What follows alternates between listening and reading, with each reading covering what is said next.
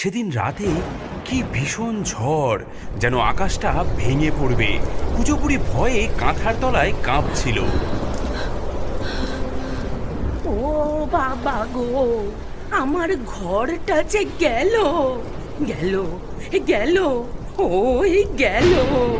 মরমর করে একটা বিকট শব্দ হলো। পরের দিন সকালে রোদ উঠলে দেখা গেল বুড়ির কুঁড়ে ঘরের জায়গায় শুধু কটা ভাঙা বাঁশ পড়ে আছে। হায় কপাল, এই বয়সে আর ঘর বাঁধবো কি করে?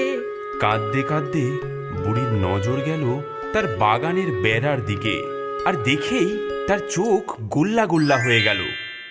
ও মা, ওটা কি?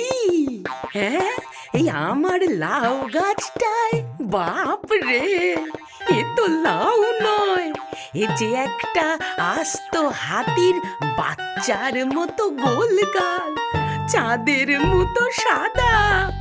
বুড়ির মাথায় তক্ষুনি একটা বুদ্ধি খেলে গেল। সে তার ভাঙা ঘরের দাঁটা কুড়িয়ে আনলো।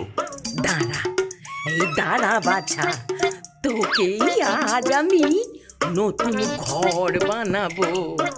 এই বলে লাউয়ের গায়ে একটা চৌকো দরজা কাটলো। সারা দিন ধরে লাউয়ের ভেতরে সব নরম শাঁস, সব বিচিগুলো খুঁটে খুঁটে বের করলো। ভেতরটা যখন একদম সাফ, তখন দেখা গেল ওটা একটা আস্ত গোল ঘর।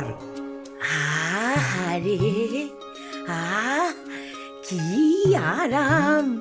এই না জল ঢোকে, না হাওয়া লাগে, এ হলো আমার লাউ কুটির।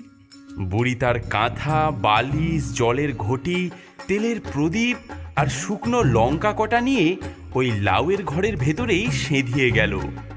এদিকে রাত নামলো, কিন্তু বাইরে আবার ঝড় উঠল। বুড়ি তখন গভীর ঘুমে। হঠাৎ ঘরটা কেমন দুলে উঠল।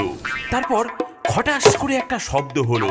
লাউটা তার বোটা ছিঁড়ে গড়িয়ে পড়ল। ও মা, ও মা, ঘর নড়ে কেন? এ ভূমিকম্প নাকি? আরে আরে, এ যে বন বন করে ঘুরছে, ওরে বাবা রে, আমার ঘর যে ছুটছে। সেই যে লাউ গড়াতে শুরু করলো, আর থামে না। ঢালু জমি বেয়ে লাউ গড়িয়ে চললো, আর শব্দ হতে লাগলো লাউ খটাখট, লাউ খটাখট।